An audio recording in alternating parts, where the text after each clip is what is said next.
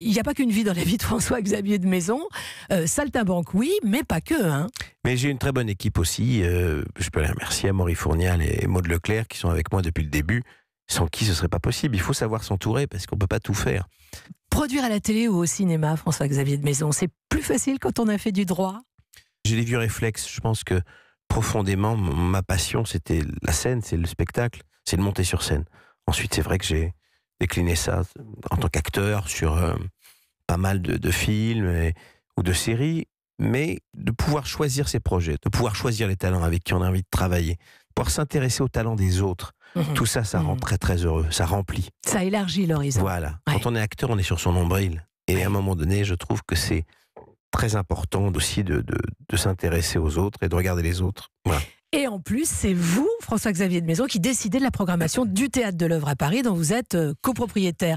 Alors, qu'est-ce que vous nous promettez bientôt dans ce théâtre? Et qu'est-ce que vous nous promettez à la télé ou au cinéma qui portera votre signature de producteur?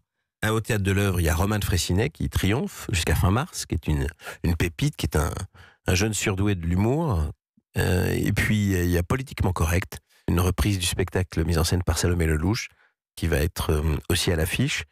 Voilà, c'est un théâtre magnifique, qui a vu les plus grands auteurs, qui date du 19e siècle. Je suis extrêmement fier de ce théâtre qui se cache dans une impasse au fond de la rue de Clichy, après le Casino de Paris sur la gauche. Je suis très fier. Donc c'est une adresse historique en fait. J'adore ce lieu. Vous êtes au cœur de la capitale. Exactement.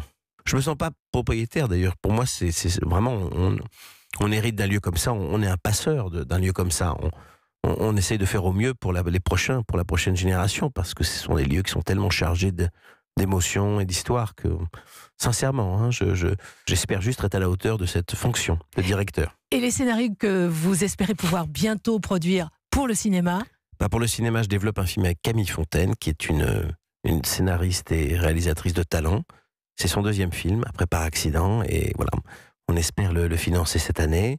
On développe aussi plein d'autres choses, des séries pour les différentes chaînes, les unitaires, et voilà, l'année 2019 devrait être l'année de la réalisation de pas mal de développements qu'on a menés en 2018. Mais vous avez une vie absolument folle, parce que vous tournez, vous faites de la scène, vous produisez des films, vous faites vos bouteilles, n'est-ce pas? Donc, il n'y a pas qu'une vie dans la vie, franchement, écoutez, vous en êtes un symbole. Voilà, je suis d'autant plus prolixe et disert sur ces questions-là que c'est le thème de l'émission. Sinon, c'est vrai que généralement, je ne parle pas autant de mes activités annexes que... Voilà. Mais